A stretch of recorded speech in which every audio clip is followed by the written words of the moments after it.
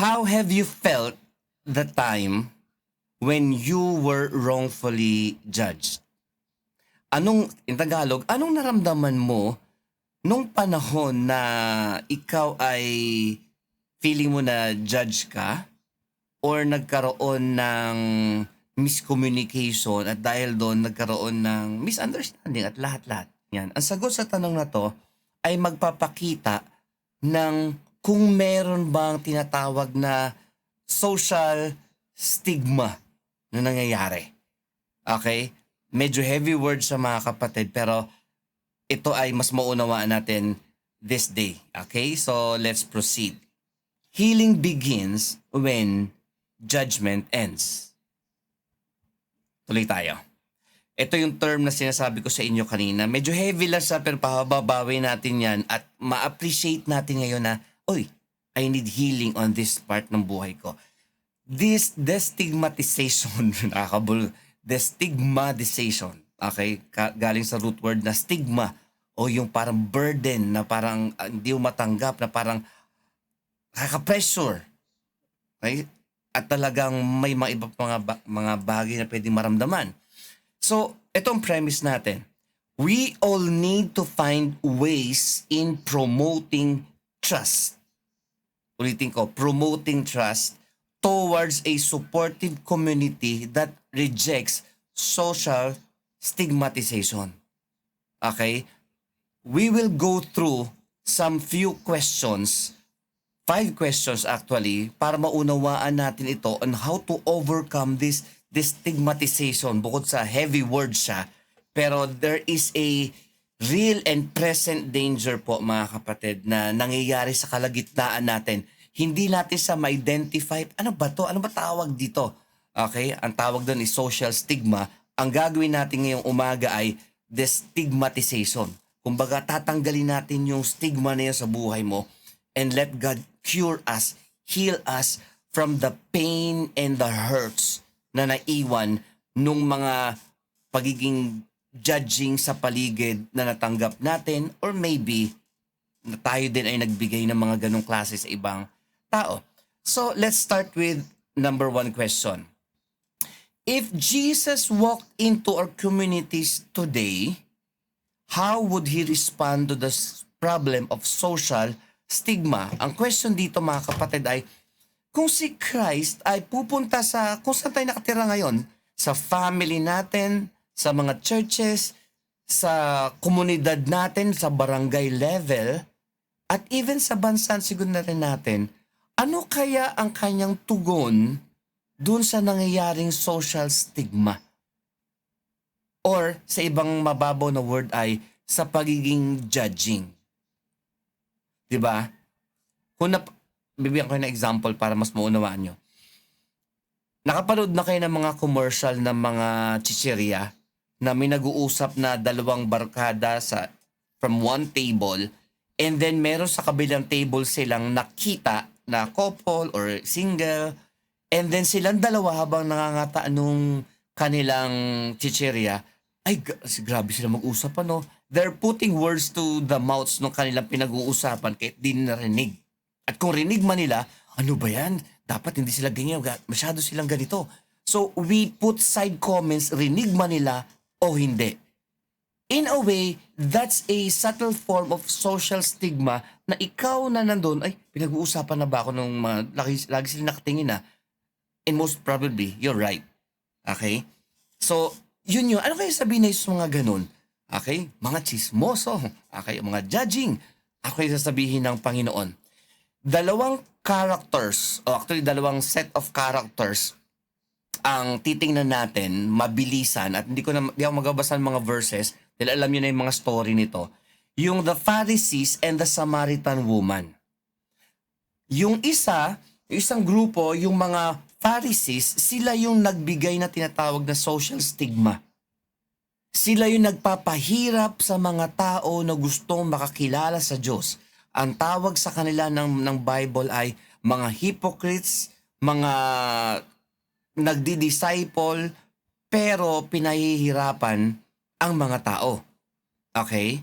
Sila yung mga tipo na mga tao na kailangang maturuan para hindi mag-cause ng social stigma. Yung Samaritan woman naman, siya naman yung example ng tinatawag na social stigma, nakaranas siya. Ang words niya ay ganito kay Christ.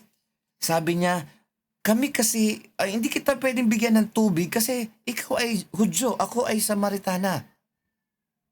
Merong racial discrimination. Okay? At si Jesus, tingnan mo yung treatment niya doon sa babae. Ang treatment niya ay ganito. Sige, call your husband. Kumbaga, right there and then, pwede na sabihin na Jesus, alam mo, ikaw babae ka, ganito ka eh. Okay, ayaw magsalita ng mga negative words na, ganito ka eh, masama ka kasi meron kang 5 asawa, ganito. At actually, yung kasama mo ngayon ay hindi mo siya asawa, pero another guy sa buhay mo. Ang dami mo talagang problema. Jesus can say those things kasi siya ang mas reliable na magsabi ng mga bagay na yun dahil totoo ang kanya nakikita. Pero ganun pa man, hindi niya binigyan ng social stigma yung babae o i-pressure siya na magbago dahil banal sa Jesus, dapat banal ka rin. Hindi niya ginanon. And we can see here mga kapatid na what the Pharisees are doing to the people are opposite of what Jesus was doing and is doing sa panahon natin ngayon. Now, mas magiging malinaw ito habang umuusad tayo. Okay? So, ang unang question na, ano kaya gagawin ni Jesus? Okay, proceed tayo sa next question. Ito, unsafe. When you were unsafe, ano ang iyong naramdaman? Yung harap-harapa ka sinisiraan or maybe nakarinig ka ng mga bad words? How do you respond? Pag unsafe ang mga bagay-bagay. Next question mga kapatid. Empathy. Okay? Have you ever judged someone's emotional struggle as a lack of faith only to realize later it was deeper than you thought? Yung parang sasabihin mo yung mga tao na, ay, Christian ka na, di ba? Ba't ka naapektuhan pa ng problema? Di ba? Oy, Christian ka na, ba't nangyayari sa'yo yung problemang ganyan? There's no empathy in that. At iyan ay senyales na may social stigma na pagka-Christian ka, dapat wala ka ng kasalanan, wala kang problema, everything is hayahay sa buhay mo. Now, balik na rin natin yun. You need to have empathy. At ano yung empathy? Okay? Puro H no? Empathy. Ang empathy is something na i-embrace mo yung pagpapakumbaba mo and then, sabi nga rito, it breaks down the social stigma. Yung ginawa ni Jesus dun sa babaeng Samaritana, that's empathy. Yung hindi niya ginudge yung babae, kundi pahingi ng tubig. Alam niyo kung bibigyan mo ako ng tubig, bibigyan kita ng tubig na nagbibigay buhay. Okay, call your husband. Okay, alam mo, the time is coming and now has come that people will worship the Lord not on the mountain or in Jerusalem. You see, binibreak ni Jesus yung social stigma by giving empathy. Ang sympathy ay, oh, kawawa ka naman. That's sympathy. Ang empathy ay yung you just look at the person, you shut up, or you say words na hindi judging. If ever na magsasalita ka. Dito mo makikita, mga kapatid, na you are giving people affection. Hindi ka judging. Okay? Feel ng mga tao na safe sila sa'yo. Tuloy tayo. Okay? Ito pa. How about culture? What kind of culture would you make to feel safe na pwede ka magsabi ng, I'm not okay? Kala niya, bakit ang mga tao minsan hindi makapagsabi na, gusto ka na at sasabihin sila na, okay lang? Ba't hindi sila maalis doon sa salitang okay lang? Kasi baka pag naging honest sila, i-judge sila. Yun ang culture natin. Na kapag, ano ba yan? Good vibes lang. Wala tayong dapat problema. Good vibes lang dapat. At yun din ang nagkakaroon ngayon sa atin ng tinatawag na judging na environment. Maybe nasa church yan, maybe sa family, maybe in other cultic religions, or maybe in school. May kultura sa paligid natin na very judging. Na sometimes, mas maganda pang magsulo na lang ako dito kesa mag-share ako ng buhay ko kasi baka i-judge ako. Natutuwa po ako sa lahat ng mga nag-testimony dito, nag-share ng inner healing story. Kasi you felt safe to the point na hindi kayo nahiya na sabihin yung mga struggles ninyo at dahil dun, that's a safe place. Now the question is the culture in your house a safe place? Na pwede mag-tantrums ang bata at hindi sasabihan na tumigil ka sa pag-iyak, tumigil ka. Alam mo yun? Alam mo ba feeling na isang bata na umiiyak tapos bigla mong uutusan, tumigil ka sa pag-iyak? Parang hiikbi siya, titigil siya dahil papagalitan siya. In religious places o kaya sa ibang sitwasyon, pwede ba natin i-judge ang mga tao na wag kang iiyak kasi hindi umiyak ang tunay na lalaki? That's not true. Si Jesus ay umiyak. Okay? Ang babae dapat tayo ay mga Gabriela silang pinaglalaban natin ang mga karapatan natin bilang babae, dapat equal rights. Ngayon, you are in this stigmatic situation na may wala na sa kalooban ng Diyos. Tuloy tayo mga kapatid. Ito pa, healers. Okay, this is the last question. How do we move from being fixers, okay, to being healers, and from correcting people to walking with them? Sometimes hindi mo kailangan masyado maging matalino to empathize with people and to fix people's lives. You need to be walking with them as healers. Amen. As sometimes, most of the times, para ikaw ay maging healer, dapat maranasan mo muna ang healing. At kapag ikaw ay makaranas ng healing, aminin mo na may sickness tayo. Physical man yan, spiritual man yan, or emotional sickness man yan, aminin natin, huwag natin itago. Dahil may safe place para sa'yo. Okay? Find that safe place and be free. At tayo naman, mag-contribute tayo ng safe place, mga kapatid. In the church, in the government, medyo mahirap dyan, in the families natin, safe place.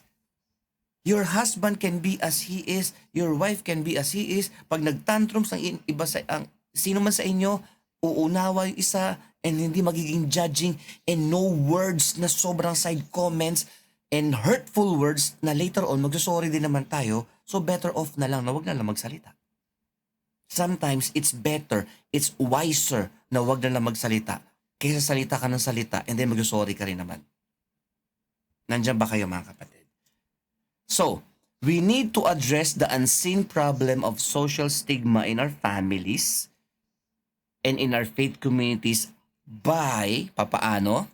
Eto, empowering people. Turuan natin sila about how to live life ng may laya, and of course, para magawa iyon, there must be God.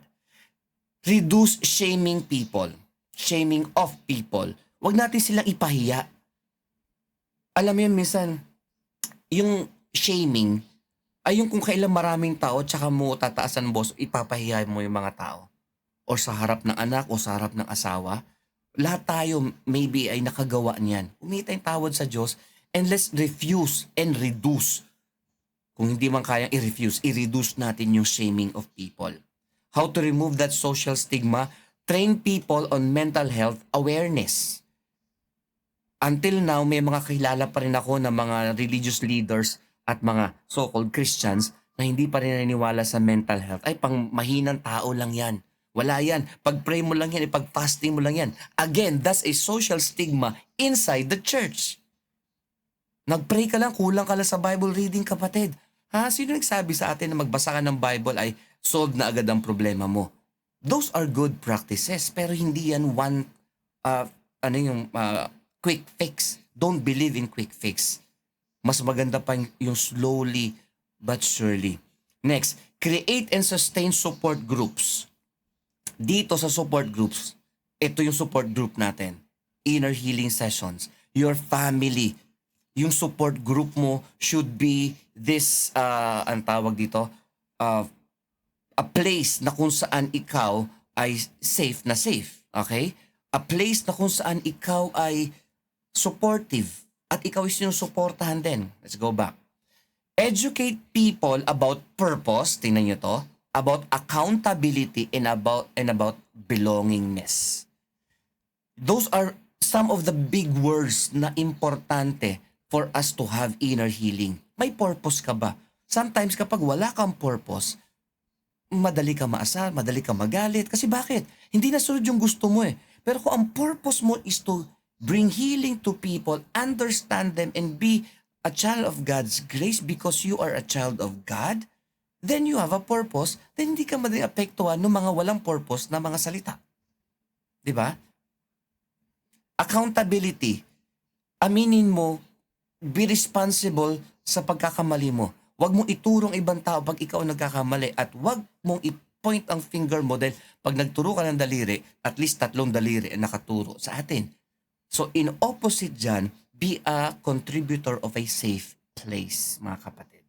Ano pa? Belongingness. Yan. Itong pinag-uusapan natin, mga kapatid, dapat tayo is where you belong. Parang lumang tagline ng GMA7 noon. No?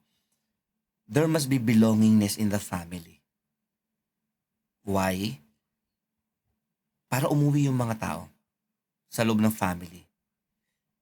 Na wag sila magsalita na, ayoko mo na umuwi. Hindi naman ako asikasuhin sa bahay, dito na ako sa barkada ko. Pag may mga ganong words, those are signs na sa loob ng family may social stigma. Okay?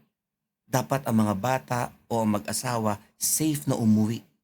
Sa church, ganun din. May mga nag-repent na numbalik sa Panginoon, i-accept natin sila. Okay? Merong mga nasa LGBT o kaya masasamang politician or mga anybody, hindi ka welcome sa church, mga banal kami dito. Wag yun. Hindi bagay yun. Hindi will ni Lord yun. Because everybody sa atin, kailangan din ng healing. Diba? Ay, hindi ka ganun kagaling mag-worship, di ka tulad ko. Alam mo, ang sipag ko umaten sa church, hindi ka tulad mo. Those are social stigma. Again, balik na rin natin na yun. Sis, tara. Bro, matagal na ako di umaten, nahiya ako. Bakit? Wala naman magsasabi sa inyo na. Akong bahala sa'yo. Kung may magsabi niyan sa'yo, akong bahala sa'yo.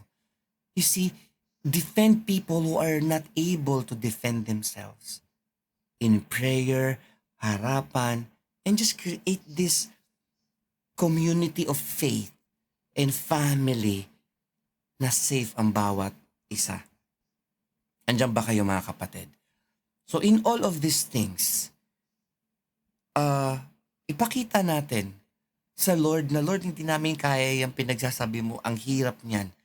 Ang hirap ma-encounter ang mga Samaritan woman na ang daming kasalanan sa buhay, na ina-isolate ang sarili nila, pero little did she know, kung kailan ka mag-iigib, doon ako pupunta sa well.